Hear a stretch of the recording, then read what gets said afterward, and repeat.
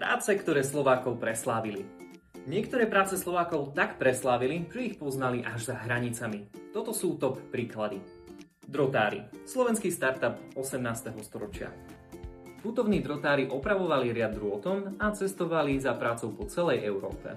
Slovenské drotárstvo sa pritom často spomína ako unikátny fenomén. Číslo 2. Baníci a banské strojníctvo, najmä v oblasti Banskej Štiavnice.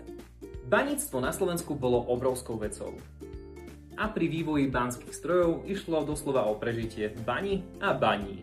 V Banskej Štiavnici sa rozvíjali vodnočerpacie a dopravné stroje, ktoré držali bane v chode. Číslo 3. Mincovníci. Kremnická mincovňa razí mince celé stáročia, a to nielen pre nás, ale aj pre zahraničie. Jedná sa o jednu z najviac ikonických slovenských pracovných pozícií.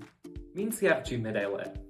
Číslo 4. Bačovia a ovčiarstvo. Tradičné salašníctvo a ovčiarstvo je ďalší silný prvok našej slovenskej histórie. Bača, balách, výroba syrov či presun obrovských stád.